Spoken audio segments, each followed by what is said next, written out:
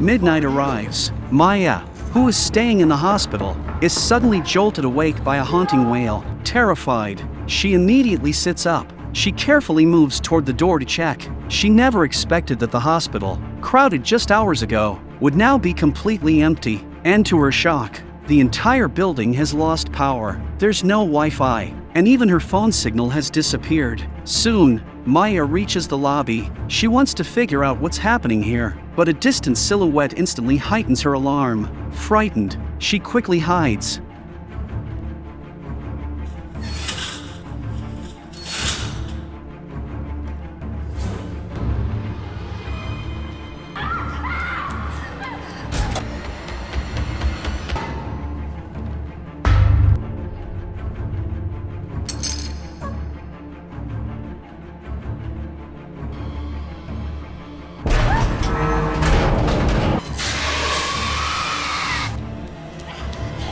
Overwhelmed by fear, she runs blindly, and she stumbles straight into the chilling hospital morgue. Then she discovers that both exit doors have been locked. Now the only place she can hide is the cold storage cabinet right in front of her. She opens the cabinet door and sees a body lying inside. It frightens her so much she nearly loses control, but she has no other choice at this point. Soon, a masked man holding an axe pushes the door open. He lifts the white sheets on two nearby bodies to inspect them. Then he walks toward the exit. Right now, Maya is hiding inside the cold storage cabinet, and right beside her is the body of her boyfriend, Ryan, who was taken by this man not long ago. However, the masked man doesn't leave. He starts checking the cold storage cabinets one by one.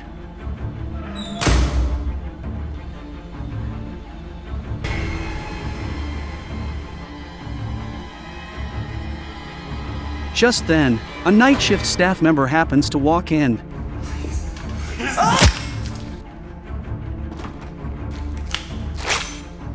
Only after the masked man leaves does Maya dare to crawl out of the cabinet. Little does she know that her nightmare is only beginning. Maya runs barefoot through the rain to a nearby farm, but the masked man's accomplices are already waiting for her. Soon, Maya spots a pickup truck, but she can't find the keys anywhere. As she frantically searches for them, a voice suddenly calls out to her.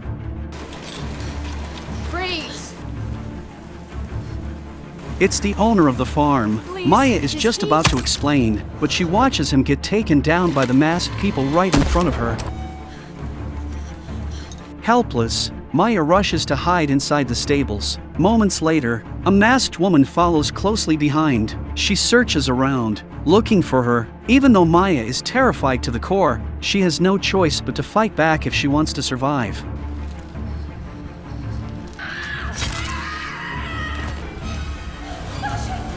Then Maya quickly slips into a restroom. The masked man soon tracks her down, and he begins hacking at the wooden door with full force. Maya desperately tries to open the window. Suddenly, the masked man grabs her by the hair. She breaks free and sprints toward the road. Just in time, she spots a car approaching from ahead. As if grasping a lifeline, she rushes toward it, begging for help. It turns out the person inside is Danica, a nurse from the hospital. Maya is finally rescued. Once she gets into the car, Danica hands her a jacket. Danica worries about the stitches on Maya's wound. She then places a first aid kit into the seat pocket behind her. But Maya doesn't care about her wound at all right now. She just wants to get as far away as possible. Seeing this, Maya kicks at the door, trying to get out of the car.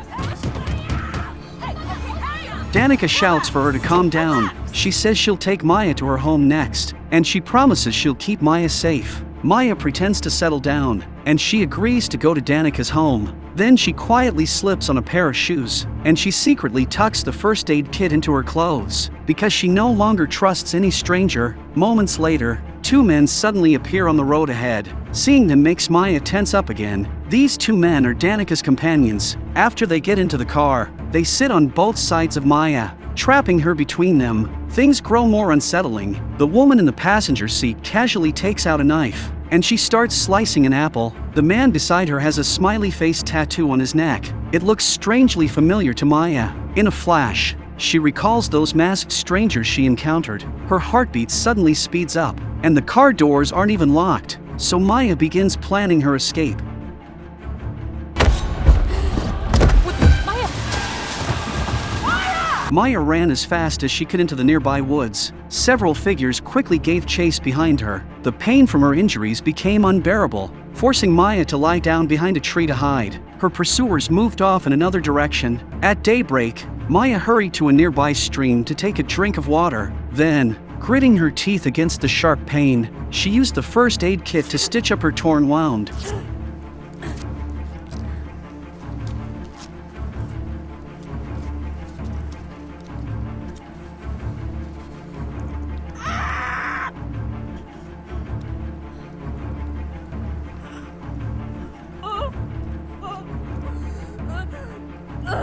Before long, the masked man found the bloody gauze she had discarded by the stream. He opened a small wooden shed and released the wild boars they had been keeping. Maya, meanwhile, was trying to start a fire to keep warm, unaware that deadly danger was creeping closer. She sprinted toward an abandoned car up ahead.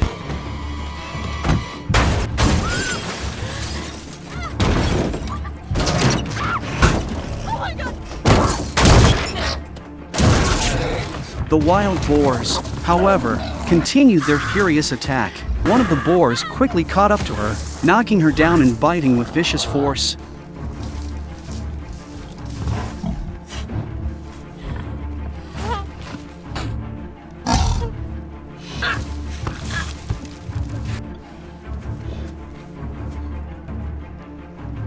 A knife was stuck into a wooden stake nearby.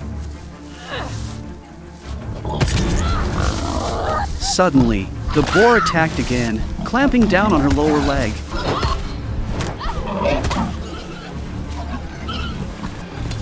As it lunged once more, Maya delivered a fatal blow.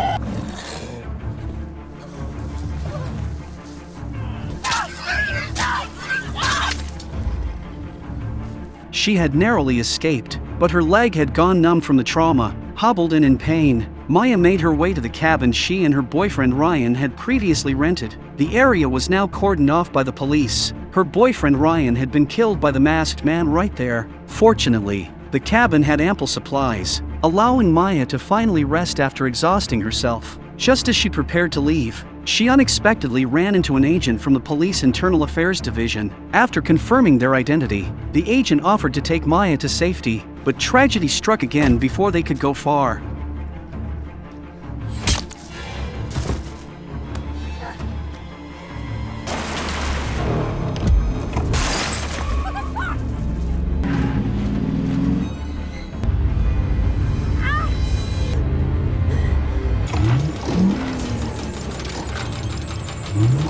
The damaged car broke down, forcing Maya to get out. She ran to a nearby house, pounding on the door with her last bit of strength. To her shock, the person who opened the door was Jake, who had been sitting beside her the previous night. It turned out this was Danica's house. When Maya woke up, she found herself in a comfortable bed. Her clothes had been removed, and her wounds had been stitched up.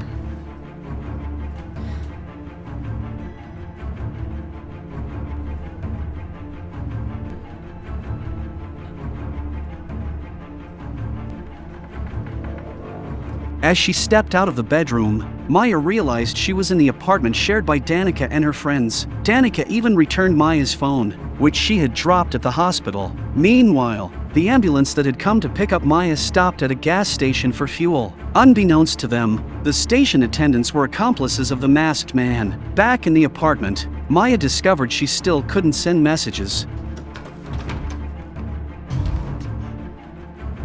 She found a pair of scissors under a cabinet and hid them on her person for protection. Suddenly, noises came from outside.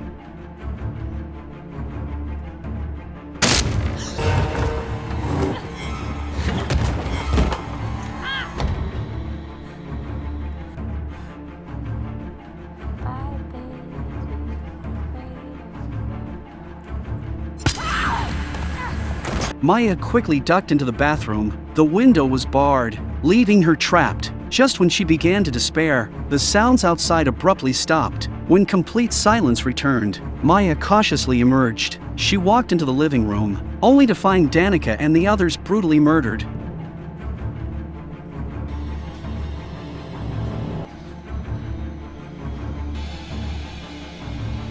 At the door, she saw Jake, who had opened the door for her earlier, now lying dead. The ambulance had arrived, and Maya ran toward it without hesitation. To her horror, the driver was the masked assailant.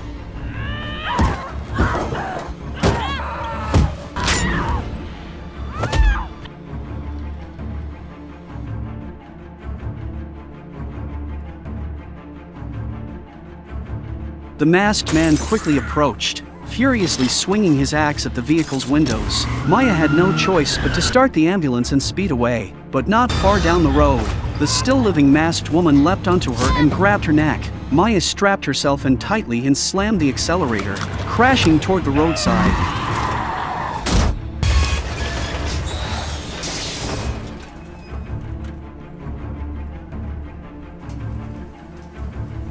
She struggled to climb out of the ambulance.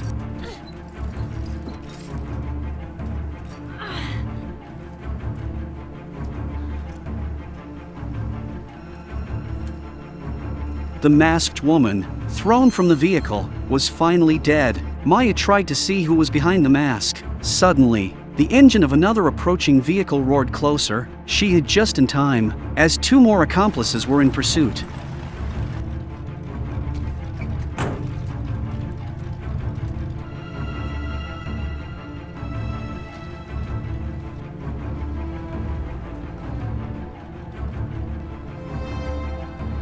The masked man finally revealed his face. Unknown to anyone, the three of them shared a tragic childhood story. When they were children, they had played hide-and-seek. A boy knocked on a door, an event witnessed by a nearby girl. Do it again!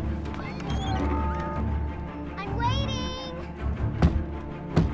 When the game resumed, someone else opened the door.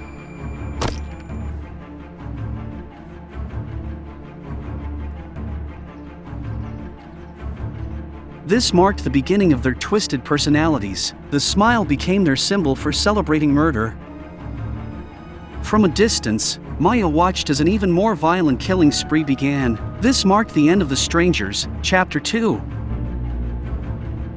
I know where they are.